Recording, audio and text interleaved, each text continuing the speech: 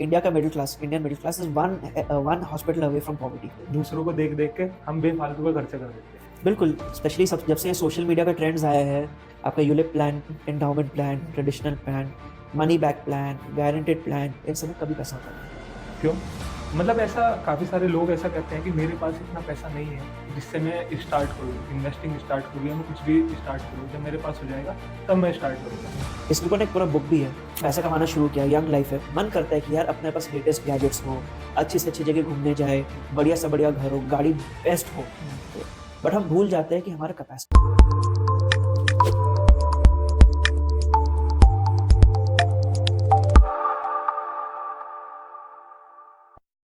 So hello भैया, hello, कैसे हैं आप? बिल्कुल बढ़िया, आप बताओ। बिल्कुल अच्छे। मेरा आपसे यहाँ पर क्वेश्चन है कि जो आजकल के हमारे एडल्ट्स हैं, वे काफ़ी ज़्यादा स्ट्रगल कर रहे हैं ईएमआईज़ को लेके, अपने रेंट्स को लेके, अपनी कॉस्ट ऑफ लिविंग को लेके। तो वे कैसे अपनी सेविंग्स को प्रायोरिटाइज़ कर सकते हैं, बिना किसी नेसेसिटी को सैक्रिफाइस किए हुए? एक्चुअली बहुत सिंपल फॉर्मूला है। पंगा क्या होता है, पैसा आने से पहले हमारा डिसीजन होता है भाई हमें खर्चा कहाँ करना है। जी। जबकि ऐसे फाइनेंशियल आपका स्टेबिलिटी नहीं हो सकता। कैसे वर्क करना है, आपके पास जो इनकम है उसमें से पहले डिसाइड करो कि इतना मुझे एवरी मंथ बचाना ही बचाना है, एंड उसके बाद जो बचता है उस पर खर्चा करना है। लोग क्या करते हैं कि भाई इनकम लेट से 100 है, एक्सपेंडिचर मेरा देखते क्या क्या होता है, 95, 98, 100 हो गया, अब सेविंग के लिए कुछ बचा नहीं तो सेविंग नहीं किया। होना क्या चाहिए, अगर मैं डिसाइड कर लिया मेरे को 20 रुपीज सेव करना आउट ऑफ 100 रुपीज, तो जैसे ही 100 रुपये इनकम आया, 20 रुपये मैंने पहले ही सेव कर लिया। उसके बाद जो 80 बचा उसमें से अपना खर्चा पूरा करना। That is how we must go ahead. ये जब नहीं करते हैं तो ये सारे पंगे आते हैं, डेट ट्रैप में फंसते हैं, फाइनेंशियल स्ट्रगल होता है, एंड हर वक्त लगता है कि यार कुछ कमी है। तो सिंपल है, इट्स नॉट वेरी डिफिकल्ट। ये डिलेड ग्रेटिफिकेशन, भाई आईफोन लेटेस्ट लेने की जरूरत अभी नहीं है, आप 6 महीने बाद भी ले सकते हो, 1 साल बाद भी ले सकते हो, बट क्योंकि मेरी कैपेसिटी है, I have that money that I can spend, and मेरे को दिखता है यार मैं पहले खर्चा करूंगा बाद में सेविंग का सोचूंगा, तो आईफोन लेटेस्ट भी आ जाता है, फॉरेन ट्रिप भी जल्दी जल्दी हो जाते हैं, गाड़ी 10 लाख के बजट से 15 लाख के बजट में चले जाते हैं, एंड फिर ये सारे पंगे होते हैं। मतलब एक इसमें जैसे कॉस्ट ऑफ लिविंग की मैंने बात की, आजकल हम इसके पीछे भी कुछ ज़्यादा ही भागते हैं। मतलब क्या है कि जिस तरीके से दूसरों को देख-देख के हम बेफालतू का खर्चा कर देते हैं। हाँ, मोस्टली मेरे को ऐसा लगता है। बिल्कुल, स्पेशली सब जब से सोशल मीडिया का ट्रेंड्स आए हैं, तो पहले तो क्या था, पड़ोसी को देखते थे, हुँ। पड़ोसी का लाइफ अपग्रेड हो गया तो लगता था अपना अपग्रेड करना हाँ, है। जलते थे उससे। अब इतने सारे पड़ोसी हो गए सोशल मीडिया की वजह से।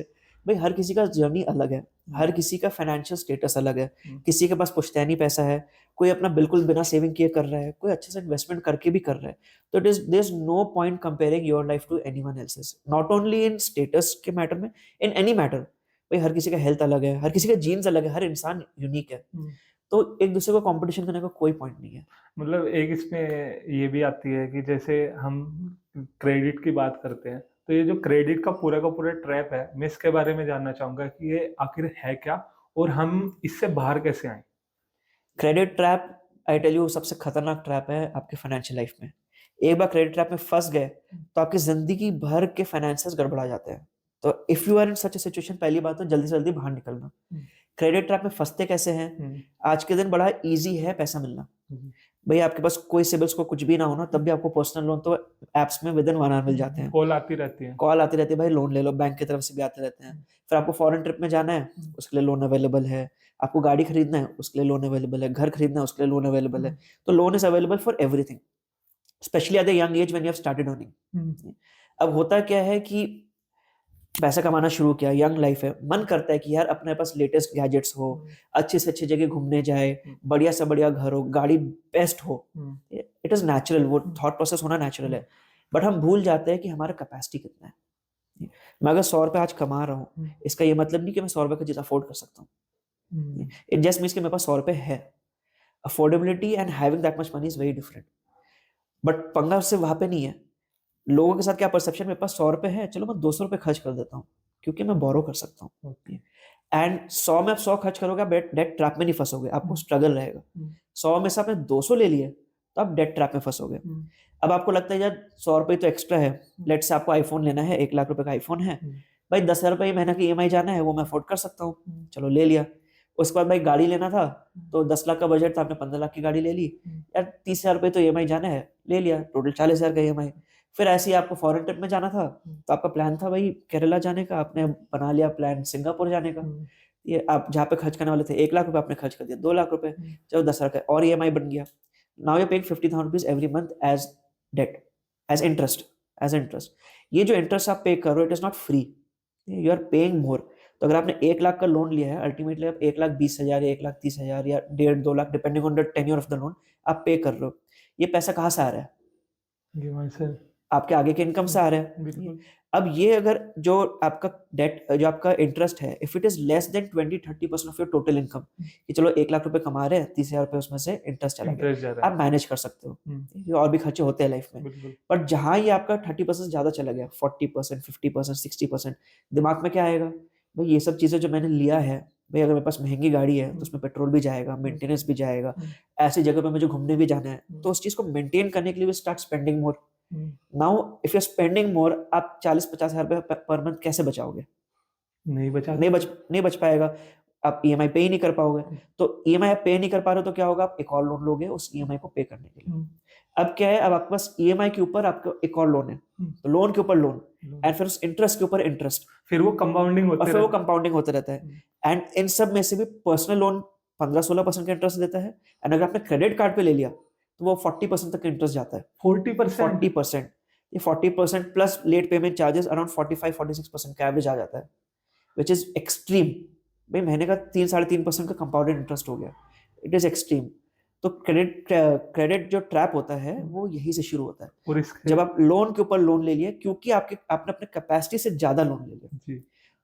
जैसे स्टार्टिंग में बताया, सिंपल प्रोसीजर ये है, भाई जितना कमा रहे हो पहली बात उसमें कम खर्चा करो, एंड आपकी जितनी इनकम है, ईएमआई 30% से ज्यादा जाओ ही मत, आप इससे बचे रहोगे। द डे यू क्रॉस 30, आपने ऑलरेडी मतलब कांटों में पाव रख दिया, एंड 40 पार कर लिया तो आप जान के चलो आज नहीं तो कल आप फंसोगे। इसमें रूल भी चलते हैं, मतलब मैंने पढ़ा था कहीं कि जैसे जितनी हमारी इनकम है उसमें से जैसे 100% हमारी इनकम है, उसमें से क्या है कि 50% तो अपना एक्सपेंसेस के लिए रखो, और क्या कहते हैं 30% इन्वेस्ट करो, और 30% हाँ 20%। 50 हाँ 20% अपना उसके लिए रखो। हाँ हाँ, ऐसे देखिए थंब रूल्स बहुत सारे हैं। थंब रूल्स किसके लिए? जिसको कुछ नॉलेज नहीं है, चलो थंब रूल फॉलो करो, फंसोगे नहीं। बट हर किसी का लाइफ इंडिविजुअल है, हर किसी का बहुत अलग अलग चीजें रहती है। कोई अगर अभी कमाना शुरू किया है, ऑलरेडी उनके फैमिली में बच्चे हैं या पेरेंट्स नहीं है, एंड बर्डन है, and you have to take care of many other people apart from yourself, तो initially it is difficult to save. हो सकता है आपका सेविंग सिर्फ 10% हो, एंड आपने 80-90% खर्चा कर दिया, that is possible and it is okay.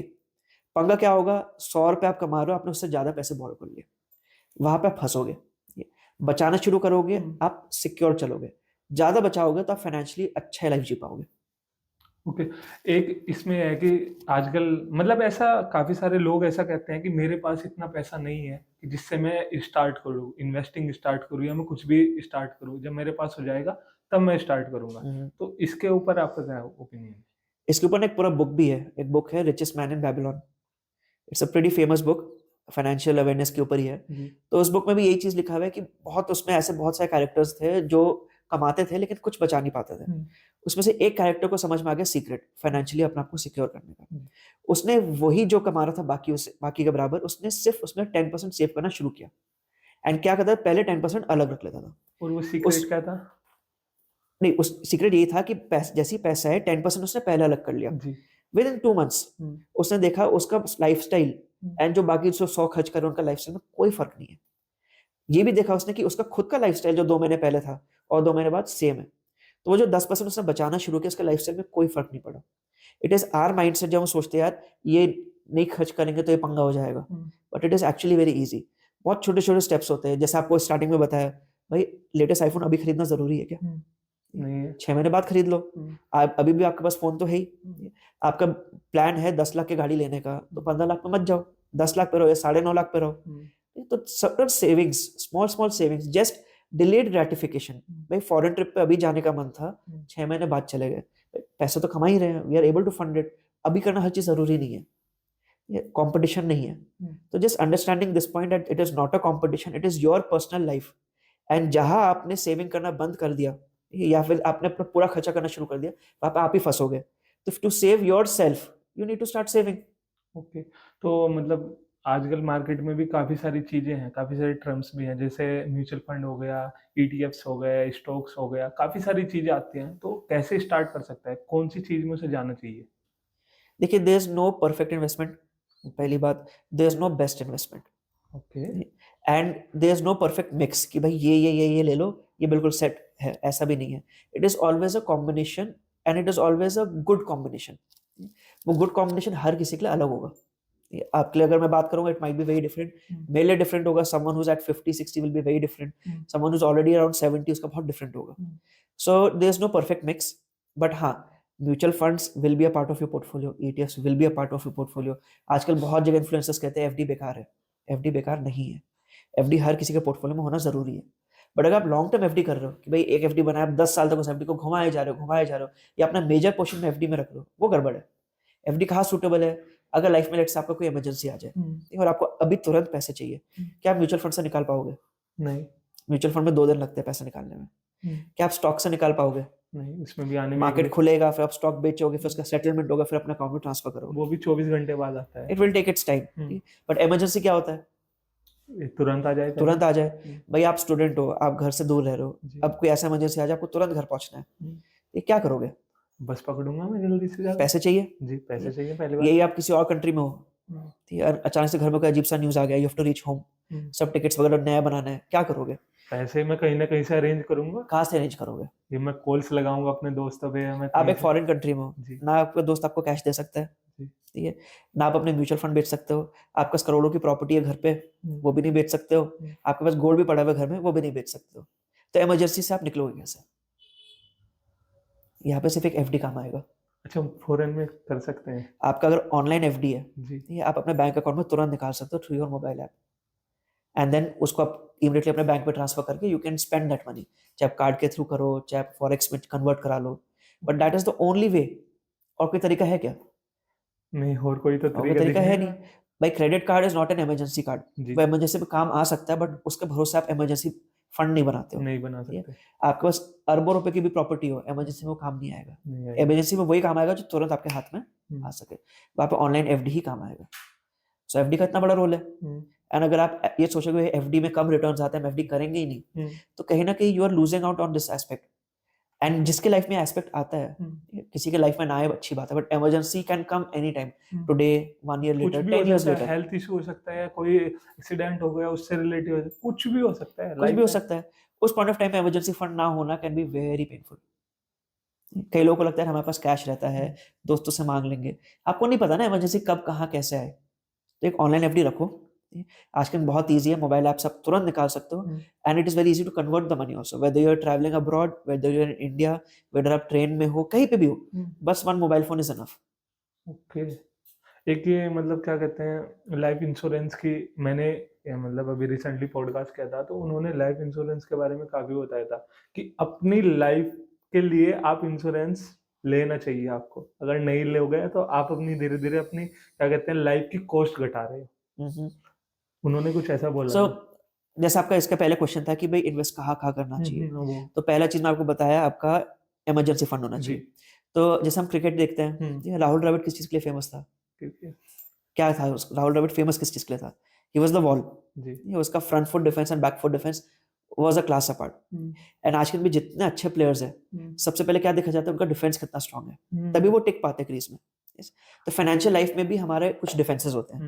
पहला डिफेंस है इमरजेंसी फंड, वो आपका फ्रंट फुट डिफेंस है। जी, सेकंड डिफेंस जो आपका बैक फुट डिफेंस है, वो है आपका इंश्योरेंस। जी, इंश्योरेंस में भी 2 इंश्योरेंस आते हैं पर्सनल फाइनेंस में, one is health insurance and one is life insurance. Life insurance. Health insurance किस लिए होता है कि भाई अगर कोई मेडिकल इमरजेंसी आ जाए तो आप बेस्ट ऑफ बेस्ट ट्रीटमेंट ले सकते हो। नहीं तो होता क्या, even if you have lot of money, but आपने सोचा कि भाई ऐसा कोई सिचुएशन आ गया, आप हॉस्पिटल चले गए, हर वक्त आपके दिमाग में आएगा भाई इसने ये टेस्ट फालतू में लिखा है, ये दवाई जबरदस्ती लिख रहा है, ये टेस्ट की जरूरत नहीं है, बिल फालतू में बना रहा है। वो थॉट भी चलेगा एंड यू विल फील कि भाई इतने महंगे हॉस्पिटल में ना जाए, कहीं ना कहीं वो थॉट आएगा। वो आएगा। But if you have that health insurance, तो आपको इन सब चीजों के बारे में सोचने की जरूरत ही नहीं है। ये आप फ्री माइंड में रहोगे कि चलो मेरा बिल टेक केयर हो जाएगा, बेस्ट ऑफ बेस्ट ट्रीटमेंट आप दो। वो सारा रिकवर हो जाएगा। मतलब मेरे को यहाँ पर और एक not only the money part, but even mentally okay, इंसान का फाइनेंशियल स्ट्रेस से ज्यादा मेंटल स्ट्रेस होता है। जी, फाइनेंशियल लोग स्ट्रेस बना लेते हैं, बट होता क्या है, वो मेंटल स्ट्रेस है। हेल्थ इंश्योरेंस आपको फाइनेंसेस भी से भी बचाता है, मोर इम्पोर्टेंटली मेंटल स्ट्रेस से बचाता है। वो situation as it is stressful है, फैमिली के किसी का हेल्थ का पंगा हो गया, एज इट इज स्ट्रेसफुल है, तो you save yourself from mental stress and obviously financial stress as well. Second था आपका life insurance. Life insurance. So life insurance, देखिए लाइफ इंश्योरेंस बहुत प्रकार के होते हैं, सिर्फ एक ही चीज काम का है पर्सनल फाइनेंस में, वो है टर्म इंश्योरेंस। ओके।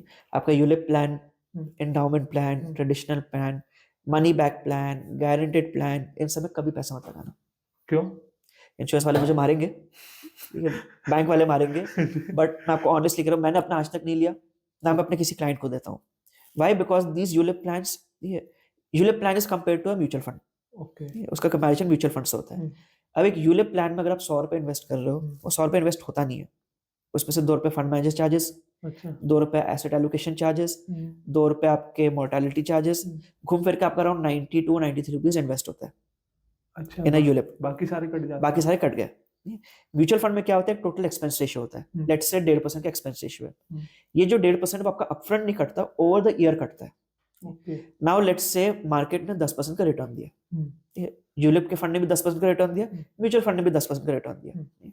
अब 10% में वो 93 का कितना बना? 10% में 102 बना 102, हाँ। अप्रोक्सीमेटली। और ये 100 का कितना बना? अगर 1% 1.5% काट भी लो, हाँ। तब भी 108.5 बना। अब अगले साल फिर चार्जेस कटेंगे, ठीक है, वो 102 का कितना रह गया? फिर दोबारा फिर 96 हो गया। 96 हो गया। म्यूचुअल फंड में तुरंत नहीं कटेगा, ग्रेजुअली कटेगा, फिर 10% बढ़ा, अभी 105 तक पहुंचा, वो 120 तक के आसपास पहुंच गया। सो आप देखो विद इन 2 इयर्स डिफरेंस आना शुरू हो गया, over a period of time बहुत डिफरेंस आ जाता है। So a ULIP is compared to a mutual fund, but it is actually not comparable, it is very inferior. Second चीज क्या होता है, आपके पास एजेंट्स आके बोलेंगे कि भाई आपके पैसे तो डिडक्ट हो रहे स्टार्टिंग में, बट 5 साल बाद आपके सारे पैसे रिवर्स कर देंगे, ठीक है, जो कि करते भी हैं। बट वो क्या करेंगे, लेट्स से आपके over a period of 5 years 100 रुपए आपने इन्वेस्ट किया और टोटल में 30 रुपए आपके काट दिए, ठीक है, वो 30 रुपए वापस देंगे, दैट इज फाइन। बट 5 साल पहले जो 6 रुपए कटा, ये वो 6 रुपए ही रहेगा क्या? नहीं रहेगा। वो ग्रो करेगा, दैट 30 शुड बिकम 40 45, बिल्कुल। वो देंगे आपको 30 again, then again it's not worth. So when you have the similar product, एक mutual fund is very similar to ULIP. ULIP में थोड़ा सा इंश्योरेंस का एस्पेक्ट होता है, म्यूचुअल फंड में इंश्योरेंस का एस्पेक्ट नहीं होता, but the returns are far better in mutual fund. Then फिर फ्लेक्सिबिलिटी का पंगा नहीं है, यूलिप में आप फंस जाते हो, इतने टाइम तक देना है, बीच में निकाल नहीं सकते। म्यूचुअल फंड में कभी भी डालो, कभी भी निकालो। So mutual fund is way better than a ULIP. फिर सेकंड था आपके endowment plans, traditional plans and money back plans. इनको दिखाया क्या जाता है कि भाई आप इतने टाइम तक इन्वेस्ट करो, 15 साल बाद आपको पैसा डबल मिल जाएगा और हर महीने इतना इतना मिलेगा, जो कि सुनने में अच्छा लगता है। क्यों? क्योंकि हम कंपाउंड इंटरेस्ट मेंटली कैलकुलेट नहीं कर सकते। अच्छा। एक एग्जांपल देता हूं आपको, जी बताइए। आप 100 मीटर चलते हो एक दिन में, हाँ। अगले दिन आप उसको डबल कर दिया 200 मीटर, 200 मीटर हो गया। अगले दिन क्या कर दिया? Double 400 metre. 400 मीटर। ऐसे करते करते आप एवरीडे वॉक कर रहे हो। अगर आपको पूरे अर्थ का सर्कमफ्रेंस में वॉक करना होता, कितना टाइम लगेगा? 40,000 किलोमीटर है अर्थ का सर्कमफ्रेंस। 40,000 किलोमीटर लगभग कितना टाइम लगेगा? गेस मारो, किस रेंज में होगा? ये 1.5 साल। 1-1.5 साल। मैं अलग अलग जगह जाता हूँ, अलग अलग आंसर मिलता है। कोई कहता है 10 साल, कोई कहता है 1 साल, कोई कहता है 5 साल, कोई कहता है 2 साल। आई टेल यू कितना टाइम लगेगा? कितना? 19 days. 19 days? 19 days. That is the power of compounding, कि हर दिन आप डबल कर लो उसको। अच्छा, सिर्फ 10 दिन चले तो कितना होगा? 4 ओनली 77 किलोमीटर्स। ओके। तो आपने टाइम हाफ कर दिया, हाँ। लेकिन डिस्टेंस 110 से भी कम हो गया, 100 से भी कम हो गया। तो इतना डिफरेंस है पावर ऑफ कंपाउंडिंग में। So when we talk about power of compounding, देखिए मेंटली कैलकुलेट नहीं कर पाए ना आप, इमेजिन भी नहीं कर सकते यार 20 दिन में कैसे हो सकता है। बिल्कुल, मैं सोच नहीं पा रहा, इमेजिन भी नहीं हो पाता है, बिल्कुल भी। बिकॉज कंपाउंडिंग है ही एक ऐसा चीज, हमने स्कूल में पढ़ा था, कंपाउंडिंग में ऊपर पावर लगता है, तो mentally it is difficult to calculate. And insurance इसी में गेम खेलता है, आपको 15 साल का रिटर्न दिखा देता है, रिटर्न परसेंटेज नहीं दिखाता, आपको नंबर्स दिखाता है। एंड हमें लगता है कि अच्छा रिटर्न बन गया, जबकि एक्चुअली इसके रिटर्न्स आर सब पार। आपको 5.5 6 मैक्सिमम 6.5% रिटर्न आता है, मतलब पूरा ओवरऑल जो आपका इन्वेस्टमेंट होता है, जो कि कुछ भी नहीं है। कुछ भी नहीं है। म्यूचुअल फंड्स में भी टॉक अबाउट 15%, 13 14 15% ऑन एवरेज। वो तो सारा इन्फ्लेशन में भी चला जाता है। बिल्कुल, रियल रिटर्न तो जीरो हो गया आपका। बिल्कुल। इन्फ्लेशन ही 6% का है, आपका रिटर्न 6.5% का आ रहे हैं मैक्सिमम। वो मतलब ऊपर से इंश्योरेंस में जीएसटी लगता है। ओके। तो जो आपको पेपर दिखाते हैं, जब आप 100 रुपए इन्वेस्ट करते हो, एक्चुअली आप 100 रुपए इन्वेस्ट नहीं करते हो, या तो आप 102 इन्वेस्ट करते हो 102.5 विद जीएसटी, या फिर एक्चुअली आपका 97 रुपीज इन्वेस्ट हो रहा होता है, 97.5 मतलब वो डिडक्ट कर लेते हैं एक्चुअली डिडक्ट हो रहा होता है। सो ये जो पेपर्स में दिखाते हैं दीज आर मार्केटिंग गिमिक्स। ऐसे नहीं कि म्यूचुअल फंड वाले नहीं करते या स्टॉक वाले नहीं करते, हर कोई करता है। बट हमारा नॉलेज, हमारा काम है टू हैव दिस नॉलेज कि भाई एक्चुअली मैं कितना दे रहा हूँ, मेरे को एक्चुअली कितना मिल रहा है। Okay and that is why insurance product is very inferior. So endowment plan, money back plan, traditional plans में ये प्रॉब्लम है। और टर्म हाँ, टर्म इंश्योरेंस की बात टर्म की। इंश्योरेंस, हाँ। So when we come to term insurance, now life insurance क्यों लिया जाता है? Let's understand why insurance is taken. Insurance is taken only because of security. या अगर कल को मेरी लाइफ के साथ कुछ हो जाता है, तो कुछ जो मेरे अनफोर्सीन हो गया, मेरे हाँ, साथ मेरे रिलेटिव है, मैं अच्छे से हाँ। उनकी so life take care- insurance is not an investment, it is actually an expense. भाई गाड़ी का इंश्योरेंस हम देते हैं, कुछ मिलता है क्या? नहीं मिलता। हेल्थ इंश्योरेंस में देते हैं, कुछ मिलता है? नहीं ट्रैवल करते हैं, इंश्योरेंस लेते हैं, कुछ मिलता है? नहीं। नहीं, कुछ नहीं मिलता।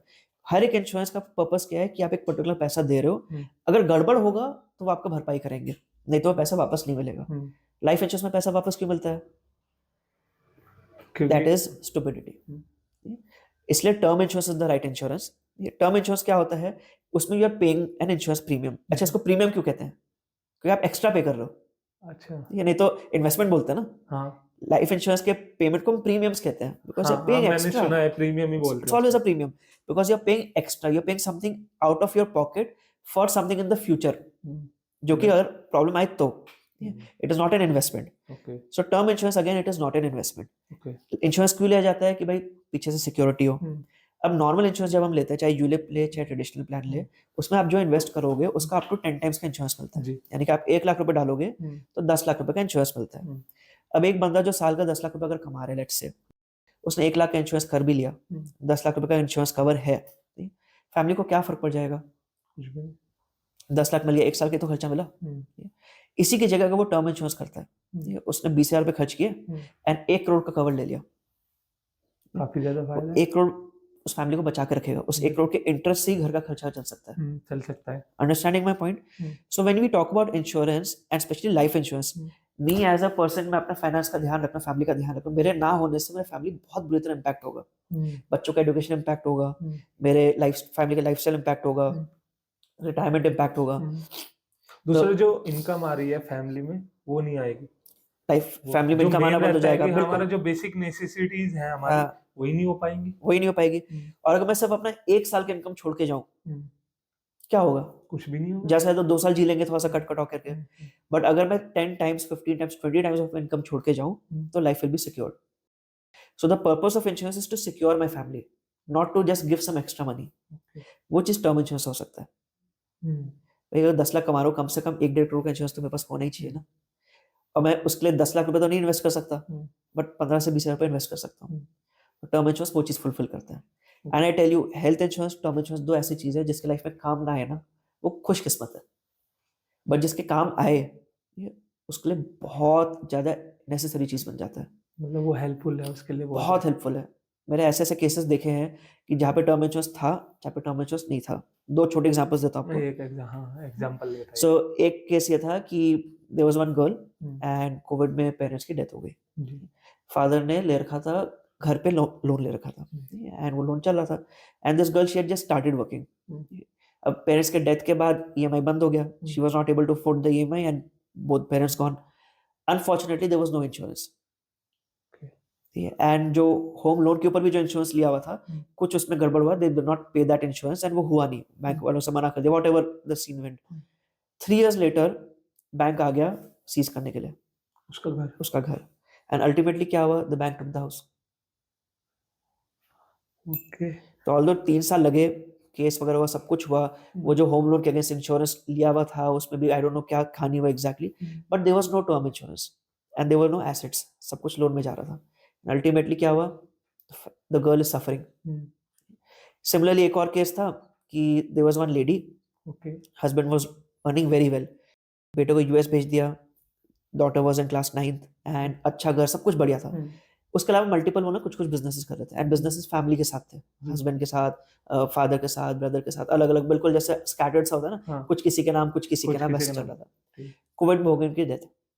ओके, उनकी। हाँ, एंड वाइफ को कुछ नॉलेज नहीं था, उनको अलग रखा गया था कि भाई तुम घर पे ध्यान दो, you don't need to get into these things. अब डेथ होने के बाद क्या हुआ कि सब कुछ डिस्प्यूट में चला गया, क्योंकि सब कुछ फैमिली में ऐसा फैला हुआ था। चांस की बात है 90 लाख रुपीस का एक टर्म इंश्योरेंस उनका हो रखा था।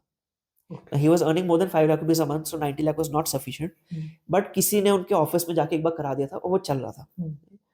तो ड्यूरिंग दिस होल प्रोसेस जब उनकी डेथ हुई, बेटा वॉज इन यूएस, कॉलेज का फीस पे करना था, वो जो 90 लाख का टर्म इंश्योरेंस था ना, वो पैसा आ गया एंड बच्चे का एजुकेशन कंटिन्यू रहा।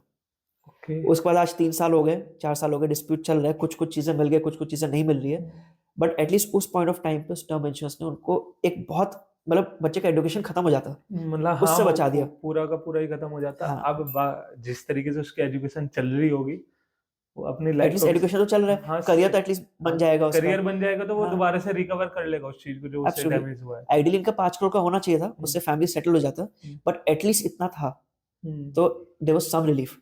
सो ऐसे there many cases, I have been through many cases, मैंने देखा है अपने करियर में, इतने केसेस देखे हैं।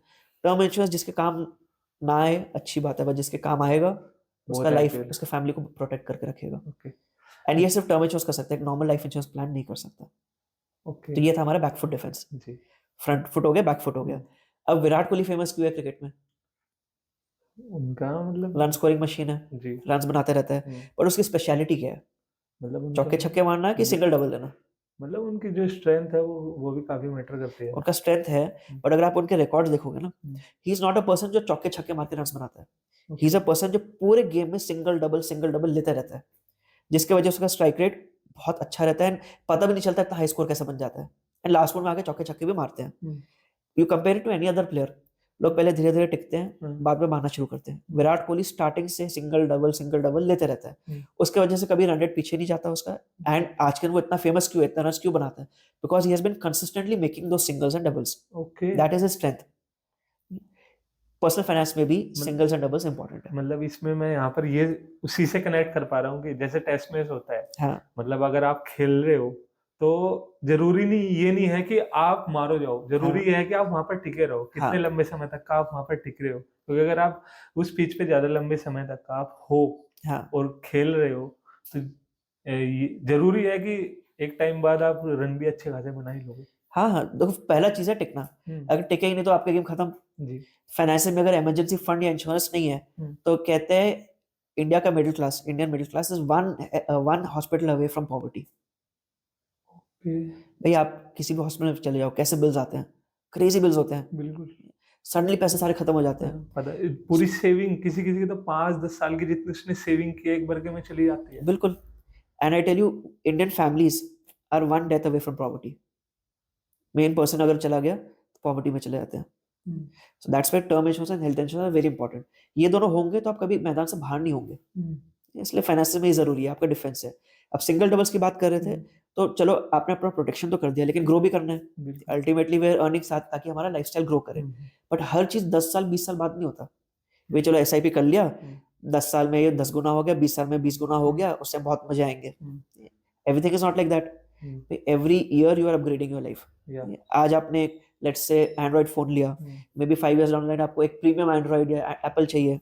आज आप एक 30 हजार के लैपटॉप में काम कर रहे हो, maybe later down the line you want a MacBook या 1 लाख का एक या 1.5 लाख का 1.5 लैपटॉप लाख का लेना है। लैपटॉप चाहिए। ये आज आप ट्रेन में ट्रैवल करते हो 3 टियर में, ये कल के दिन में भी यू वांट कि मैं फ्लाइट में भी ट्रैवल करूं। और इसमें वो भी तो काम करता है ना, हमारा इन्फ्लेशन, जो चीज हमें आज मिल रही है वो जरूरी नहीं कि उसी सेम प्राइस पे वो आगे भी मिलेगी। एब्सोल्युटली। तो महंगाई भी हो रहा है, at the same time we want to increase our lifestyle on every step, not after 10 years, after 20 years. तो यहाँ पे यू नीड टू स्कोर दो स्मॉल रन्स। एंड फाइनेंशियल में स्मॉल रन्स क्या है कि भाई छोटे छोटे गोल्स के लिए पैसे बचाना, कि भाई हर साल मेरे को ट्रैवल करना है, तो उसके लिए एक सेविंग कर लिया, जो हर साल होता ही है। आजकल हर फैमिली हर साल घूमने जाता है, हर 2-3 साल में मोबाइल फोन बदलना है, उसके लिए थोड़ा सा प्लानिंग कर लिया। हर 5 साल में चलो गाड़ी बदलना है, उसके लिए थोड़ा सा प्लानिंग कर लिया। नहीं तो हो गया कि अगर प्लानिंग नहीं है और 2 साल बाद खर्चा आ ही गया, उस समय प्रेशर बन जाएगा कि यार 1 लाख रुपए का फोन है, वो अचानक से कहाँ से अरेंज करूं। But if you plan for it, it becomes very easy. And planning is what, अब one thing to understand is, हम लोग बात करते हैं हाई रिटर्न्स की, भाई म्यूचुअल फंड्स में 15% मिल जाता है या 12% मिल जाता है या 20% मिल जाता है, आजकल बहुत ज्यादा मिल रहा है। बट अगर आप 2 साल के लिए इन्वेस्ट कर रहे हो और किसी चीज में आपको 2 से 3% एक्स्ट्रा मिल जाए, कितना इम्पैक्ट पड़ जाएगा लाइफ में? कुछ भी नहीं। आपने 1 लाख रुपए डाला, ठीक है, और आपको एक केस में 1 लाख 10,000 मिल रहा है, एक केस में 1,15,000 मिल रहा है, इतना कितना फर्क इफेक्ट पड़ जाएगा 5,000 इतना रुपए के लिए। एक इसमें ना सबसे बड़ा जो हमारा रोल प्ले करता है वो करते हैं हमारे इमोशंस। हाँ क्योंकि देखो एज अ है तो हम ह्यूमन ही।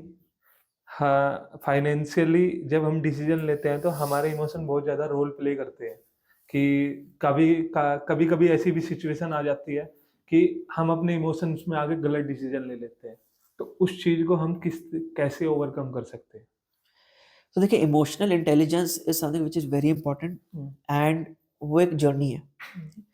आजकल जो हमारा अपब्रिंगिंग है हम्म, उसके वजह से क्या इमोशनल रेजिलियंस हमारे अंदर कम है। हम्म, पहले बड़े बड़े फैमिलीज होते थे, हम्म, ठीक है, 5 भाई बहन होते थे, एक दूसरे को पीट भी देते थे, अपना भी सहते थे सब कुछ, बिल्कुल। ठीक है। अब क्या अकेले रहते हैं, पैम्पर्ड रहते हैं, हम्म, तो उसकी वजह से क्या है, हमने उतना टफ सिचुएशंस बचपन में नहीं देखा है, हम्म, तो इमोशनल रेजिलियंस कहीं ना कहीं कम है। हम्म, उसका इम्पैक्ट क्या होता है, जैसा कुछ बात हो जाता है या तो ऐसे उठ जाते हैं हम्म, या ऐसे गिर ये जाते ऐसे हैं। हो जाते हैं। एंड जब इमोशंस ऐसे उठते हैं ऐसे गिरते हैं हम्म, तो हमारे लाइफ टू लाइफ के एक्टिविटीज में इम्पैक्ट करता है, hmm, not only in finances but कोई एक्सरसाइज करता है, कभी वो ज्यादा एक्सरसाइज करना शुरू कर देता है, कभी बिल्कुल छोड़ देता है, बिल्कुल छोड़ देता कोई है। एंजाइटी में आ जाता है, कोई डिप्रेशन में आ जाता है, हम्म, तो these have impact on everything hmm, including our finances. Okay, so obviously emotions को हैंडल करने का पहला तरीका है to be comfortable with yourself. Okay, it is not a finance question, actually it is a question for life. Hmm, if you sit and meditate, you exercise every day, थोड़ा सा अपने diet पर ध्यान दो, तो इमोशंस ऐसे ही handle हो जाते हैं। The other thing to understand is कहाँ पे दिमाग यूज करना है, कहाँ पे दिल यूज करना है। हम्म, फाइनेंस बिजनेस इज समथिंग जो दिमाग से किया जाता है, ओके, ठीक है? दिल से आपके अंदर वो मोटिवेशन आता है करने का, बट जब आप उसके ऑपरेशंस में आते हो, it is done through the brain. Hmm, and relationship में क्या है, दिल से काम चलता है, हम्म, ठीक है। वहां पे आप लॉजिक घुसाओगे कि भाई घूमने क्यों जाना है, या उस मूवी में क्यों जाना है, या तुम्हें बुरा क्यों लग रहा है, वो गड़बड़ हो जाएगा। बिल्कुल। वहां पे दिल से काम होता है, हम्म, ब्रेन से कमिटमेंट होता है, ओके, डिसीजंस होते हैं, लेकिन एक्शन दिल से होता है। फाइनेंसिस में ऑपोजिट है, हम्म, दिल से आप डिसाइड किए चलो ये बिजनेस करते हैं हम्म, या इसके लिए इन्वेस्ट करते हैं, हम्म, बट सिर्फ वहीं तक। हम्म, कहाँ करना है, कितना करना है, क्यों करना है, वो ब्रेन डिसाइड करता है। ओके, ये डिस्टिंक्शन रखना बहुत जरूरी है। एंड जब जब ऐसा हो कि ठीक है आपको लग रहा है emotionally I am making a decision, emotions do not last for a long time. आपको गुस्सा आ रहा है अभी, ऐसा नहीं कि आप 1 महीने तक गुस्सा रहोगे, अभी गुस्सा आ रहा है, हो सकता है 10 मिनट बाद ठीक हो जाए, हो सकता है 1 घंटे बाद ठीक हो जाए, किसी को बहुत गुस्सा आता है 1-2 दिन में ठीक हो जाएगा, हाँ हो जाता है। किसी को बहुत किसी की बात का बुरा लग गया, वो भी 1-2 दिन, मैक्सिमम 72 आवर्स के बियॉन्ड तो कोई इमोशन रहता ही नहीं है। 72 आवर्स। हाँ, कोई भी इमोशन आप 72 आवर्स के बियॉन्ड रहता नहीं है। उसके बाद अगर रहता है तो आप पकड़ के बैठे हुए हो, बट ऐसा रहता नहीं है, बॉडी में सिस्टम में नहीं रहेगा। You can always choose to make a decision later. I always say जब इमोशंस हाई हो, जैसे आप कहीं घूमने गए हो, ये बहुत अच्छा टाइम हो रहा है, आप पार्टी कर रहे हो, ठीक है, या फिर लाइफ में किसी की डेथ हो गई, कोई बहुत क्लोज पर्सन चला गया, दोनों केसेस में इमोशंस हाई है, गुड या बैड, उस पॉइंट ऑफ टाइम पे डिसीजन नहीं लेते। Okay, wait for some time, let the emotion settle and then take a decision. इतना भी आप कर लोगे ना तो आपके लाइफ में आधी चीजें तो सॉर्ट आउट हो जाएंगे। बट हाँ, अगर इमोशनल स्ट्रेंथ चाहिए अंदर से, I would suggest meditate, do some pranayama, do some meditation, थोड़ा सा अपने फूड पे ध्यान दो, थोड़ा सा एक्सरसाइज पे ध्यान दो। This will go a long way, not only in finance but पूरे लाइफ को सेटल कर देगा। ओके। तो इसमें मैं आपसे यहाँ ये पूछना चाहता हूँ कि जो हमारी फाइनेंशियल लिटरेसी होती है फाइनेंस के बारे में, तो उसको कैसे हम इम्प्रूव कर सकते हैं? देखिए, ये तो सिस्टम का फ्लॉ है, ठीक है? हमें बचपन में ना सिखाया गया है, ठीक है, ना कॉलेज में सिखाया गया है, ना बाद में कोई सिखाता है। हमारे पेरेंट्स भी उतना ही बता पाते हैं जो उन्होंने सीखा। उनके एजुकेशन अच्छी रही इस बारे में, जो उन्होंने खुद किया तो अच्छा है, नहीं किया तो वो भी गड़बड़ है। एंड मोस्टली क्या है, जब कोई सेल्फ एजुकेशन करता है नॉट प्रॉपरली, तो एजुकेशन हाफ होता है। यस, तो आपके पेरेंट्स ने आपको कोई चीज सिखाया, हो सकता है कोई चीज बहुत अच्छी सिखाया हो सकता है कोई चीज गड़बड़ सिखाया हो, क्योंकि उन्होंने भी कहा से सुन सुन के ही सीखा। बिल्कुल। फिर आपने उनकी आधी बातें सुनी, फिर आधी अपने दोस्तों की बातें सुनी, कहीं यूट्यूब पे कुछ देख लिया, again half knowledge. And half knowledge is worse than zero knowledge, okay, है कि नहीं? भाई आप दवाई में एक्सपेरिमेंट नहीं कर सकते, नहीं कर सकते, फाइनेंस में भी एक्सपेरिमेंट नहीं कर सकते।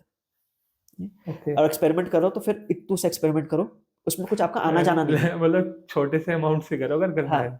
तो उसमें एक्चुअली कोई आपके लाइफ में ऐसे परिवर्तन नहीं आने वाला।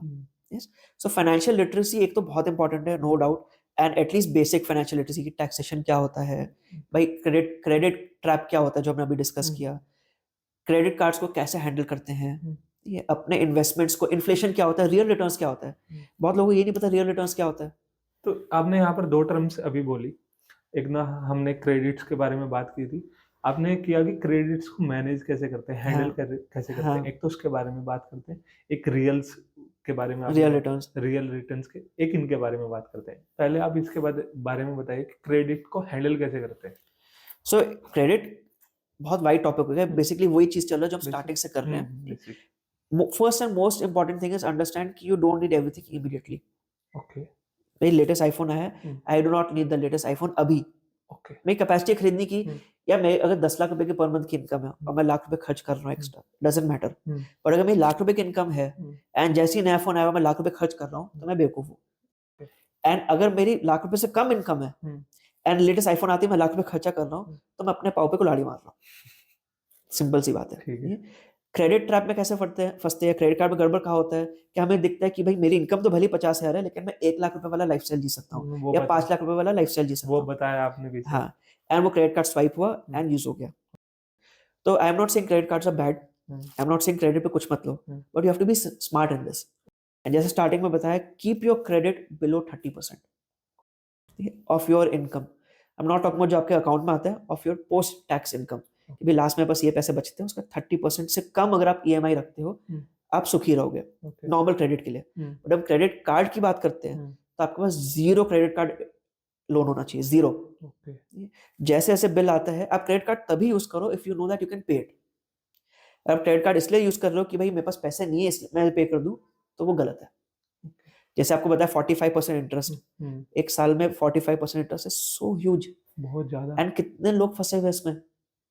फिर वो क्रेडिट कार्ड कंपनी से भागते हैं या यहाँ वहां से पैसे मांग के देते हैं, फिर उनको वापस नहीं करते, रिश्तेदारी खराब करते हैं। There is no point. So if you are using a credit card, credit card use करने के बहुत फायदे भी होते हैं अगर आप उसको सही से यूज करो। जैसे कि आपको उसमें पॉइंट्स मिलते हैं, रिवॉर्ड पॉइंट्स मिलते हैं, कहीं पे डिस्काउंट्स मिल जाते हैं, तो ऐसे बहुत सारे बेनिफिट्स है। एंड वो बेनिफिट्स क्यों बनाए हुए हैं, ताकि लोग उसको यूज करें एंड यूज करके उसमें फंसे और फिर इंटरेस्ट दे। वो एक लालच है। तो अगर आपको लगता है कि आप फाइनेंशियली इतने डिसिप्लिन हो कि भाई मेरे पास अगर अकाउंट 50,000 रुपए है एंड मेरे को 50,000 रुपए का चीज खरीदना है, मैं क्रेडिट कार्ड यूज कर लिया क्योंकि मैं पे कर दूंगा, डिस्काउंट लेने का मैंने क्रेडिट कार्ड यूज किया, दैट इज फाइन। आपके पास है 50,000 रुपए और आपने क्रेडिट कार्ड यूज करके 1 लाख रुपए का बिल बना लिया क्योंकि आप कर सकते थे, तो that is not fine. So first and foremost, for all the youngsters who have just started earning, and even those who have been earning for some time, use credit card only and only if you have the financial discipline to be able to pay back in full every time. And if you are using, always ensure that you can pay back in full. इसमें 1% भी अपना आपको इधर-उधर मत होने देना। Not even 1%, मतलब 1,000 रुपए का बिल भी नहीं छोड़ना है, पूरा पे करना है। Okay. And real funds की बात की आपने? Real returns. Real returns, sorry. Normally आपने देखा महंगाई बढ़ता है, इन्फ्लेशन है, ठीक है। जो चीज आज 100 रुपए का है, 5 साल बाद वो 125, 150 का हो जाएगा, 10 साल बाद वो 200 का हो जाएगा। अगर आपने कोई आज इन्वेस्टमेंट किया जैसे 100 रुपए का, एंड 10 साल बाद आपको 200 रुपए मिलता है, एंड जो चीज आपने खरीदा 100 रुपए का आज, वो एक चीज भी 10 साल बाद 200 रुपए का हो गया, क्या आपका लाइफ स्टाइल में कोई फर्क पड़ा? कुछ नहीं फर्क पड़ेगा। तो रियल रिटर्न कितना हुआ? 0। Yes, real return is absolutely 0। Okay. अब आपने कोई चीज इन्वेस्ट किया 100 रुपए का, वो चीज 10 साल बाद 200 रुपए का हो गया, एंड आपका इन्वेस्टमेंट भी 200 का हो गया, लेकिन उस 200 में से आपने 30 रुपए टैक्स दे दिया, तो कितना बचा? 170। अब रियल रिटर्न क्या हुआ? नेगेटिव चला, माइनस में चला गया। So real return is basically आपका आफ्टर योर इन्वेस्टमेंट रिटर्न्स, उसमें से टैक्स माइनस करके एंड महंगाई माइनस करके, अगर वो पॉजिटिव है तो रियल रिटर्न्स है। यानी कि आपने 100 रुपए इन्वेस्ट किए, 100 का आपका 250 हो गया, टैक्स वगैरह देने के बाद 250 हो गया, एंड महंगाई वो चीज 100 रुपए का 200 रुपए का एक्सपेंस हो गया, कोई चीज आपको खरीदना हो, तो आपने 50 रुपए अपना लाइफ को ग्रो किया, इन्वेस्टमेंट्स को ग्रो किया, तो वो रियल रिटर्न हुआ। एफडी क्यों खराब रहता है लॉन्ग टर्म के लिए? क्योंकि इसके रियल रिटर्न्स नेगेटिव है। 7% का आपको एफडी मिलता है, 6% आपका इन्फ्लेशन है। अगर आप टैक्सेबल हो 20% या 30% पे, 30% टैक्सेशन के बाद आपका एफडी का रिटर्न कितना हो गया? 4.4%। महंगाई 6% से बढ़ रहा है, वो एक नॉर्मल जो सरकार कह रहे हैं। अगर आप मेडिकल, आपका एडुकेशनल, ट्रैवल इन्फ्लेशन देखते हो, तो इट इज मच मोर। सो आपको लगा कि मैंने पैसे बचा लिए, एफडी मैंने कर लिया, हैप्पी, चलो मैंने पैसे बचा लिए, बट 10 साल बाद आप वो चीज भी नहीं खरीद पा रहे हो जो आप आज खरीद लेते हैं, तो अल्टीमेटली आपने क्या ही बचाया? अपना नुकसान किया, कुछ भी नहीं बचा। सो रियल रिटर्न्स की जब हम बात करते हैं, it is very important for a person to know कि उनका पूरा पोर्टफोलियो ओवरऑल उसका रिटर्न रियल है कि नहीं, ना कि एक इन्वेस्टमेंट का। अब इमरजेंसी फंड का रियल रिटर्न हमेशा नेगेटिव होगा, क्योंकि वो इमरजेंसी फंड है। एक म्यूचुअल फंड का real return over a period of time equity mutual funds का पॉजिटिव होगा, क्योंकि वो बना वैसा है। बट अगर आप इक्विटी को अलग देखोगे, एफडी को अलग देखोगे, आपका पर्सनल फाइनेंस का पोर्टफोलियो नहीं बनेगा। करना क्या है, पूरा एक पेज पे, भाई मेरे पास एफडी में इतना रहता है, मेरे पास गोल्ड इतना है, मेरे पास सेविंग्स में इतना पड़ा रहता है, मेरे पास इन्वेस्टमेंट्स ये है, चाहे प्रॉपर्टी, चाहे म्यूचुअल फंड, चाहे ईटीएफ्स, व्हाटएवर, इसका overall year on year return मेरे को क्या आ रहा है, okay, after taxation and everything, क्या वो रियल है, प्लस में है कि नहीं, that is what we have to see. And इस तरह से अगर आप होलिस्टिक पिक्चर देखोगे तो इट इज फाइन। आप दंगल में आमिर खान का एक डायलॉग है कि गोल्ड तो गोल्ड हो गया है, गोल्ड तो गोल्ड छोरा लाया छोरी। छोरे तो रियल रिटर्न्स होता है, चाहे आपके म्यूचुअल फंड की वजह से रियल रिटर्न बन जाए, चाहे एफडी से बने, डजंट मैटर, आपको ओवरऑल पोर्टफोलियो का रियल रिटर्न होना चाहिए। ओके, तो that is real return, and this is something which many people miss out, क्योंकि कैलकुलेट नहीं करते। ये मैंने अभी नई चीज सीखी आपसे। हाँ, तो बस एक पेज में डालो टोटल फाइनेंसेस एंड देखो क्या हो रहा है। अब वो रियल रिटर्न का फिगर जितना बड़ा होता जाएगा उतना आप जल्दी ग्रो करोगे फाइनेंसेस में, ओके, बट नेगेटिव नहीं होना चाहिए। इसमें वेल्थ क्रिएशन की बात आती है। हाँ। तो जैसे सपोज मतलब मैं ही एक 20 साल का बंदा हूँ और मेरे जैसे और भी काफी सारे हैं, और उसे वेल्थ क्रिएट करनी है, तो वो कैसे कर सकता है, या फाइनेंशियली इंडिपेंडेंस वो कैसे हो सकता है? तो फाइनेंशियल इंडिपेंडेंस के लिए मैं आपको फ्रेमवर्क स्टार्टिंग से ही दे रहा हूँ। जी, सबसे पहले आपका defence, emergency fund and insurance, पहला फिर आपके point हो सिंगल्स एंड डबल्स जिसमें जी। आपका RD, date funds, hybrid funds काम आते हैं, दो, एंड फिर आपके छक्के चौके जिसमें आपके म्यूचुअल फंड, स्टॉक्स, इक्विटी या प्रॉपर्टी काम आता है। ओके, ठीक है? अब इंडिया में देखा गया है over a period of time दो चीजें हमेशा ग्रो की है, वो है इक्विटी एंड प्रॉपर्टी। ऐसे नहीं कि एक तरफा ग्रो की है, ऊपर जाता है, नीचे आता है, फिर और ऊपर जाता है, फिर नीचे आता है, फिर और ऊपर जाता है, पर ट्रैजेक्टरी तो ऊपर की तरफ है। जो आज 100 का है वो 100 से 150 गया, वापस 120 पे आया, फिर 170 गया, फिर 150 आया, तो झटके मारता है। एंड ये चीज प्रॉपर्टी भी करता है एंड इक्विटी भी करता है। तो अगर आप लास्ट 50 इयर्स 70 इयर्स इंडिपेंडेंस के टाइम से देखोगे, ये दोनों चीजें निरंतर ग्रो की है। प्रॉपर्टी रेगुलेटेड नहीं है तो उसका एक एवरेज फिगर नहीं है, बट स्टॉक मार्केट रेगुलेटेड है। हाँ, तो हम बात करते हैं सेंसेक्स की, 1979 में स्टार्ट हुआ था 100 से, ओके, आज कितना है? आज तो 25 आई थिंक। 25,000 निफ्टी है, सेंसेक्स इज एट 80,000 और ओके, 85 तक गया था। ओके, यानी कि कितना गुना हो गया? ये हो गया 800 गुना, 800 गुना, इतना ज्यादा रिटर्न तो कोई भी नहीं देता। 800 गुना हुआ है। अब मैं बात कर रहा हूँ सेंसेक्स का विदाउट डिविडेंड। जी, हर साल कंपनी डिविडेंड्स देते हैं, कुछ वापस dividend डिविडेंड्स देते देते हैं। डिविडेंड्स कैलकुलेट करो तो ये आपका 20% और बढ़ जाएगा, 45 साल के डिविडेंड्स, बट उसको छोड़ते हैं तो आपका 100 रुपीज 80,000 हो गया, यानी कि 800 गुना बढ़ा है। और ये कब हुआ है? 1979 से शुरू हुआ, उसके बाद इंदिरा गांधी का असैसिनेशन हुआ, ठीक है, हर्षद मेहता का स्कैम हुआ, केतन पारेख का स्कैम हुआ, 2000 का Y2K का क्राइसिस हुआ, कारगिल वॉर हुआ, फिर आपका 2008 का स्कैम हुआ, फिर 2013 के क्राइसिस हुए, चाइना का पंगा हुआ, 2020 का कोविड हुआ, कितने सरकारें बदली, कितने लड़ाइयाँ हुई, बट उसके बावजूद 100 का 80,000 है। This is the growth story of India, and आज के India is in a even better position. हमारे डिप्लोमेसीज, हमारा corporate culture, it is so much better. The businesses that we are getting from outside is much more. So ये जो journey है ये खत्म नहीं हुआ है, ये अभी आने वाले 30-40 साल में और बेटर होने वाला है। And if you want to create wealth you have to be in the story. And जब एक इकोनॉमी ग्रो करता है तो साथ में क्या चीजें ग्रो करेंगी? उस इकोनॉमी के बिजनेसेस ग्रो करेंगे, उस इकोनॉमी का जमीन ग्रो करेगा। बिजनेसेस यानी कि क्या? जो लिस्टेड कंपनीज है, यानी कि शेयर्स, एंड जमीन जो प्रॉपर्टी है। अब इशू क्या होता है फॉर अ नॉर्मल पर्सन कि मैं कौन से शेयर में इन्वेस्ट करूं या कौन से प्रॉपर्टी में इन्वेस्ट करूं? बिल्कुल, you can not be sure. Property फिर भी दिखता है तो एक आइडिया लग जाता है, चलो ये लोकेलिटी है एंड ये लोकेलिटी अच्छा लग रहा है, चलो डाल दिया। लेकिन शेयर में क्या है, जब तक आप रिसर्च नहीं करोगे आपको नहीं पता रिलायंस क्या काम कर रहा है या टाटा क्या काम कर रहा है या कोई एबीसी कंपनी क्या कर रहा है। बिल्कुल, एंड अगर आपने उस पर लगा दिया विदाउट नॉलेज, हो सकता है उसका काम गड़बड़ हो। हाँ, हो सकता है। जो कंपनीज 40 साल पहले थे सारे के सारे कंपनीज तो आज नहीं है, उसमें से आधे खत्म हो गए और जो आधे बच गए वो जैकपॉट बन गए। तो हाउ डू यू नो कि आप उस जैकपॉट में हो कि वो खत्म वाले में हो? वो सही बात। रिसेंट टाइम में किंगफिशर खत्म हो गया, जेट एयरवेज खत्म हो गया, दो कितने बड़े कंपनीज थे, डीएचएफएल खत्म हो गया, देयर ह्यूज कंपनीज। नाम थे एक टाइम पे इनके, नाम थे, आज भी सब जानते हैं इस कंपनीज को।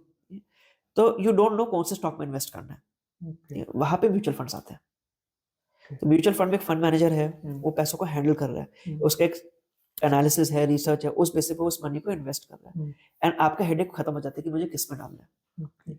So mutual fund is not a jackpot, एक स्टॉक आपने आज के हो सकता है एक साल में 10 गुना हो जाए, जैकपॉट है, हो सकता है जीरो हो जाए। म्यूचुअल फंड में दोनों चीजें नहीं होंगी। म्यूचुअल फंड में वो अलग अलग जगह पे इन्वेस्ट करेंगे, अपना रिस्क रिवॉर्ड को मेंटेन करते हुए इन्वेस्ट करेंगे, लेकिन अच्छे रिटर्न्स मिलेंगे। ऑन एवरेज पिछले कई सालों का return, not last 3-4 years, last 3-4 years का बहुत ज्यादा है, but over a long period of returns आपको 15-16% का एवरेज रिटर्न आया है म्यूचुअल फंड्स में, इक्विटी म्यूचुअल फंड्स में। ये एवरेज रहा है? एवरेज रहा है पिछले 4-5 साल में 20% के ऊपर रहा है, स्पेशली आफ्टर कोविड मार्केट बहुत भागा है। हाँ, बहुत ज्यादा भागा है। But even if you expect 12% return, let's say return कम हो जाएंगे over period of time, India के इकोनॉमी और मैच्योर हो रहा है तो बहुत हाई रिटर्न्स नहीं होंगे, रिटर्न्स कम हो जाएंगे। Still 12% return is so much better, real returns है। एंड इस 12% के लिए आपको मेहनत नहीं करना है। अगर आप म्यूचुअल फंड्स में आपने डाल के छोड़ दिया, आप अपने प्राइम काम पे फोकस कर रहे हो। And for youngsters I would say भाई अभी आपका टाइम है इनकम कमाने का, एक्टिवली, पैसिवली नहीं। You don't need to get into the stock market and get good returns in stock market. You need to focus on your career, अपना आपको upskill करो ताकि आपका सोर्स ऑफ इनकम हाई हो। भाई आज अगर आप 1 लाख रुपए कमा रहे हो, आप 10 लाख का टारगेट करो, फिर 1 करोड़ का टारगेट करो, ना कि मैंने जो 1 लाख रुपए इन्वेस्ट किया उसमें 10% एक्स्ट्रा रिटर्न मिल जाए। है कि नहीं? तो it is your age, your time to make your earned income higher. Let mutual funds do their work, passive income होगा। प्रॉपर्टी का आपको जब मौका मिले आप वो भी खरीद लेना, कोई बुराई नहीं है। प्रॉपर्टी में चैलेंज क्या होता है कि एक तो एक साथ बहुत पैसा चाहिए, बिल्कुल। एंड अगर क्योंकि एक साथ बहुत पैसा है तो एक साथ आपका सारा पैसा एक जगह लग जाता है, वो वन टाइम इन्वेस्टमेंट हो जाता है, वन टाइम इन्वेस्टमेंट हो जाता है, कॉन्सेंट्रेटेड इन्वेस्टमेंट है। आपने जो जमीन खरीदा वही है आपके पास, वही है। उस लैंड में कोई डिस्प्यूट निकल आया या लोकेलिटी में कुछ गड़बड़ हो गया तो आपका वैल्यू खत्म हो जाता है।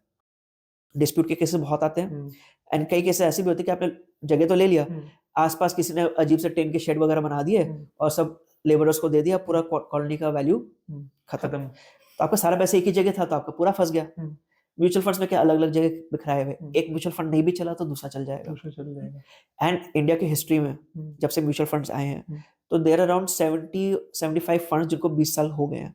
75 फंड्स? हाँ, लगभग 75 फंड्स जिनको 15 से 20 साल के ऊपर हो गए हैं। इनमें से एक भी फंड नहीं है जिसका 10% से कम एवरेज रिटर्न हो। ओके। तो यानी कि आपकी किस्मत खराब हो, आपके मतलब राहु केतु गड़बड़ हो और आपने सबसे घटिया फंड में डाल दिया, तभी 10% के ऊपर रिटर्न आपके ऑन एवरेज बने हैं, which is much more than what an FD or a PPF has given. Okay. Much more than what a LIC has given. So that is how you create wealth. You create wealth not by just investing, but outsourcing your work. भाई mutual funds को अपना काम करने दो, आप अपने main काम पे फोकस करो। एक फ्रेमवर्क रखो, emergency fund, insurance, short term, long term, diversify करो एंड लगा दो, उनको काम करने दो एंड फिर छोड़ दो। कंपाउंडिंग मैजिक वर्क करता है एंड आपके लिए भी करेगा, प्रोवाइडेड आप उसको वो मौका दो। आपने अभी यहाँ इंडिया की बात की थी, तो मुझे ऐसा लगता है कि आने वाले वो 2047 तक का, जैसे सब कह रहे हैं 100 साल बाद, मुझे ऐसा लगता है कि हम दोबारा से फिर एक सोने की चिड़िया बनेंगे। आप देखो इंडिया हमेशा से बहुत वेल्दी नेशन रहा है, बस बीच में जो 300 साल 400 साल का पीरियड था जब हमें लूटा गया, सब वही पीरियड खराब रहा, बट उसके बाद भी हम खड़े होकर उठ रहे हैं। इंडिया का नाम भारत है। भारत क्यों है? भारत, हाँ, सो भा इज लाइट, रेडियंस, रथ मतलब जिसको फैलाता है, जिसको लेके जाता है।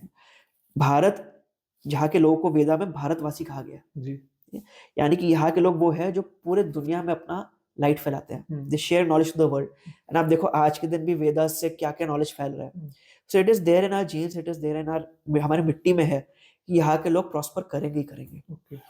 एंड वही देखो कितने भी चैलेंजेस आए, बीच में कुछ पीरियड्स ही गड़बड़ हुए, बट बार बार खड़े हुए ना। मुगलों का अटैक हुआ, वापस वी केम बैक, ब्रिटिश का अटैक हुआ, वापस वी केम बैक। ठीक है, इट इज नॉट कि एकदम में हो जाता है। आज India was among the fragile 5 not very long back. जब इंडिपेंडेंस खत्म हुआ तब तो हमारा जीडीपी था ही नहीं, बट इवन बिटवीन 2011-12 में इंडिया फ्रेजाइल 5 में आ गया था। यानी 5 ऐसे इकोनॉमीज जो कभी भी बिखर सकते हैं। आज के दिन it is among the top 5। तो that is the transformation that is happening. And ये नहीं कह रहा कि भाई गवर्नमेंट ने किया इसलिए ऐसा हुआ, ये गवर्नमेंट का अपना रोल होता है, but there is something about us as Indians, about this country, about the people that are working here. जितना मेहनत इंडियंस करते हैं, कौन करता है? नहीं करता कोई नहीं करता। इंडिया चाइना 2 देश है जो पूरे देश में, पूरी दुनिया में मेहनत कर रहे हैं। बाहर जाओ, प्रोफेशनल्स मैक्सिमम कौन है? डॉक्टर्स, डेंटिस्ट, इंजीनियर, सब इंडियंस ही तो है हर जगह। So it is there within us. तो I am very sure, I am very confident कि हमारा country will do well, not only because of the government policies, वो अच्छे हैं, एंड आई एम श्योर जो आगे भी गवर्नमेंट्स आएंगे वो भी अच्छा करेंगे। चाहे बीजेपी हो चाहे कांग्रेस हो, कोई देश को खराब नहीं करना चाहता। ये अभी अच्छा चल रहा है, दैट्स अ गुड थिंग। यहाँ के लोग भी अच्छा चाहते हैं, एंड सब कर ही रहे हैं।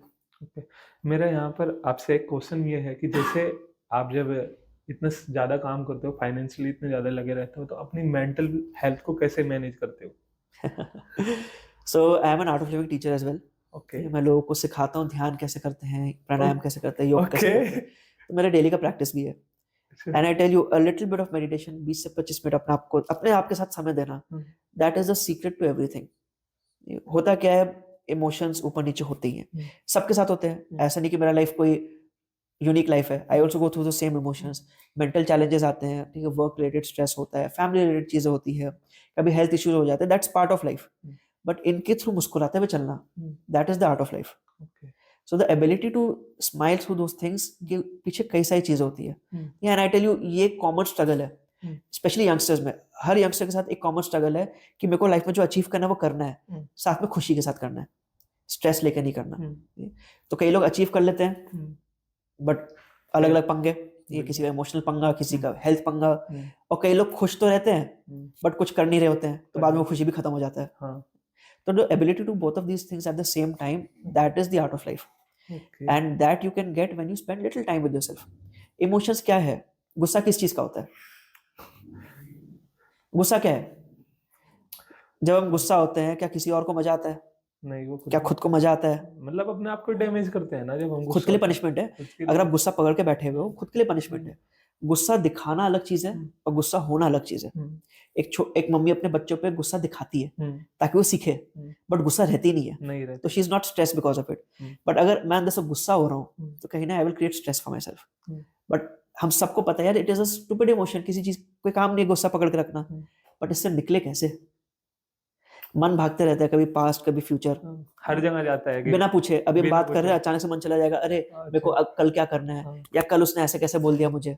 बट इसका कोई रेलेवेंस है?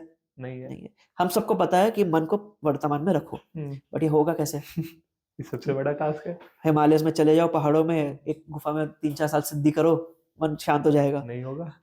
शांत हो जाएगा, टाइम है क्या? So there's a very simple procedure. Sitting, meditating, a little bit of breath work brings your mind to the present moment. हम लोग रोज बाहर से नहाते हैं सफाई करने के लिए, ऐसे अंदर से नहाना जरूरी है। And that happens through meditation and breath work. And I tell you that is the secret. मेरे लिए बहुत काम किया है, हजारों लोगों के लिए काम किया है। बहुत टाइम भी नहीं लगता, 15-20 मिनट, आधा घंटा अपने आप को एक दिन में दो, mind become so much fresh. कभी करके देखना। आई हाईली रिकमेंड एवरीवन जिन्होंने अभी तक मेडिटेशन नहीं एक्सपीरियंस किया है, एक्सपीरियंस मेडिटेशन। लाइफ का एक ऐसा पहलू है ये जो आपकी लाइफ को अपग्रेड कर देता है। ये मैं इनफैक्ट ऐसे कहता हूँ कि हम सबको पता है सोना चाहिए जी। अच्छी नींद होती है तो लाइफ अच्छी रहती है, गड़बड़ नींद होती है तो थोड़ा सा एनर्जी गड़बड़ होता है। हम सबको पता है अच्छे से खाना चाहिए, ज्यादा उल्टा सीधा खाओगे तो पंगा होगा, में दिक्कत आती है। कम खाओगे तब भी पंगा होगा, तो you have to have a good diet. तो ये दो चीजें हम सबको पता है। तीसरा चीज है श्वास लेना। श्वास लिए बिना काम चल सकता है क्या? नहीं चल सकता। 5 मिनट श्वास लिए बिना काम चल सकता है? कल का श्वास आज ले सकते हैं? नहीं ले सकते। अभी का श्वास अभी ले रहे हैं। It is so important. But होता क्या है, हम इस पर ध्यान ही नहीं देते। हमारे लंग्स के अंदर ये पावर, एक पावर हाउस हमारे अंदर लंग्स। अगर लंग्स को खोलोगे ना, एक टेनिस कोर्ट जितना बड़ा हो जाता है, इतना सरफेस एरिया है। एंड एक दिन में 10,000 लीटर श्वास हम ले रहे हैं। खाना कितना खाते हैं? 3-4 किलो। 10,000 लीटर श्वास लेते हैं। एंड 90% हमारे जो टॉक्सिन्स होते हैं ब्रेथ से बाहर आते हैं। तो our breath is a power house within us. हम उसको यूज नहीं करते। हमारे देश से तो प्राणायाम निकल के आया है। क्यों हमारे वेदास में प्राणायाम, गीता में प्राणायाम के ऊपर इतना लिखा हुआ है? It is something very powerful. बिल्कुल। हम यूज ही नहीं करते। थोड़ा सा उसको यूज करना सीख जाए तो आपके लाइफ में एक पहलू ऐड हो गया। एंड तीसरा पहलू, चौथा पहलू आप नोटिस करना, कभी जब मन शांत होता है सब कुछ अच्छा लग रहा होता है। बिल्कुल, सब कुछ मतलब हैप्पी महसूस होता है। एनर्जी भी आ जाती है जब आसपास अच्छा वातावरण हो, अच्छे लोग आसपास। तो अगर आपको नींद भी आ रही होगी फिर भी रात भर डांस कर लेते हो, क्योंकि आपके आसपास अच्छे लोग हैं। एक सिंपल एग्जांपल लेते हैं, केदारनाथ मंदिर जाते हैं, वैष्णो देवी जाते हैं लोग, वैसे घर में वॉक भी नहीं करते, बट वहां चढ़ जाते हैं। कैसे? वो एनर्जी रहती है ना, वो जो एनवायरनमेंट है, एनवायरनमेंट की एनर्जी है। वो एनवायरनमेंट क्या है? वो शांत और ध्यानस्थ एनर्जी, एक हैप्पी एनवायरनमेंट है। So this environment, it affects our mind, and in replace that mind gives us energy. सो खाना और नींद हम सबको पता है, but using our breath and using the mind to increase our energy, ये लोग मिस आउट कर जाते हैं क्योंकि हमने सीखा नहीं। एंड ये दो चीज आप ऐड करो, एक तरह से आप बाइक से गाड़ी में कन्वर्ट कर रहे हो। ओके। तो बाइक से गाड़ी में कन्वर्ट करोगे तो क्या फायदा होगा? एक तो एसी में जाओगे मस्त, मौसम का फर्क नहीं पड़ेगा, नहीं झटके पड़ेगा। कम लगेंगे, हाँ। सेफ्टी ज्यादा है, हम्म, एंड लंबे डिस्टेंस ट्रैवल करना आसान हो जाता है। So when you incorporate pranayama and meditation in your life, आप पहुंच तो वैसे भी जाओगे, जी। पहले भी आप मेहनत करके आपको ए से बी पहुंचना पहुंच जाओगे, अभी भी पहुंचोगे, अब लेकिन ज्यादा मस्ती में पहुंचोगे। ओके। मेरा लास्ट क्वेश्चन आपसे है भैया कि हमारी ऑडियंस के लिए आप क्या मैसेज देना चाहोगे? सो ऑडियंस के लिए मैसेज है कि भाई definitely look into financial education. जो फ्रेमवर्क हमने आज शेयर किया, it is a very powerful framework. Emergency fund, insurance, short term goals, long term goals, थोड़ा सा अगर आप इस फ्रेमवर्क के साथ चलोगे तो लाइफ में कभी ऊपर नीचे होता भी है ना, आप कभी बिखरोगे नहीं। लाइफ में कुछ गड़बड़ होता है, आप 4-5 कदम पीछे आओगे, लेकिन कभी वापस 10 कदम पीछे नहीं जाओगे एक बार जब आप आगे बढ़ गए। So educate yourself financially. Second, have a professional help. कभी भी हम डॉक्टर के पास जाते हैं, we go to a professional, lawyer के पास जाते हैं, we go to a professional, taxation करने we go to a CA. ऐसी फाइनेंसेस के लिए हैव अ प्रोफेशनल। आपके प्रोफेशनल होने से फायदा क्या है? एक तो things will be taken care in the highest level, even if you are good at it, but things will be taken care at a highest level. आपके एब्सेंस में भी वो टेक केयर किया जाएगा, which is a very important thing. And most importantly, क्योंकि आपने एक professional को दिया हुआ है, you can focus on your main line of work. If you're a doctor, you focus on getting more patients या being better at your skill. If you're an engineer, focus on your skills. अगर आप एक public speaker हो, उस पे काम करो. But don't get stuck into the trivial matters, जो कि एक professional handle कर सकता है। आप देखना दुनिया के जितने अमीर लोग हैं, बड़े लोग हैं, चाहे आप अंबानीज ले लो, चाहे अदानीज ले लो, या any big businessman, क्या वो अपने चीजें खुद हैंडल करते हैं? नहीं करते। They outsource everything and they focus only on their prime work, जिसकी वजह से वो आज इतने बड़े हैं। बट हम एज इंडिविजुअल्स क्या करते हैं? हम हर छोटे चीज को माइक्रो मैनेज करने की कोशिश करते हैं। ये 2,000 रुपये यहाँ बचा लेंगे, 10,000 रुपये वहां बचा लेंगे। बचाना अच्छी बात है, कोई बुराई नहीं है, but if it is hampering your main line of work, it is not worth. So जितना आप अपने प्रोफेशनल्स के साथ रखो, तो उतना आपको एक्सपर्टीज भी मिलेगा, उतना काम आपका आसान होगा। तो higher professionals, and yes, learn how to meditate, understand pranayama, it is very beautiful, very effective. और अगर आप एक एडल्ट हो और इस पॉडकास्ट को यहाँ तक देख रहे हो, जैसे भैया ने बताया उन चीज को तो फॉलो करो, साथ ही अपने स्किल्स को इम्प्रूव करो और ज्यादा से ज्यादा पैसे कमाने की कोशिश करो। देन उसके बाद अपनी फाइनेंशियल सिक्योरिटी को भी मैनेज करो और फाइनेंशियल लिटरेसी को अपने लाइफ में लेके आओ। एंड देन जैसे भैया ने बताया, मेडिटेशन बहुत जरूरी है, इसको भी शांत रखना बहुत जरूरी है। पूरे जर्नी में मुस्कुराते हुए आगे बढ़े, एंड हाँ, मुझे भी फॉलो कर ले। भैया को फॉलो करना मत भूले। थैंक यू भैया, थैंक यू सो मच।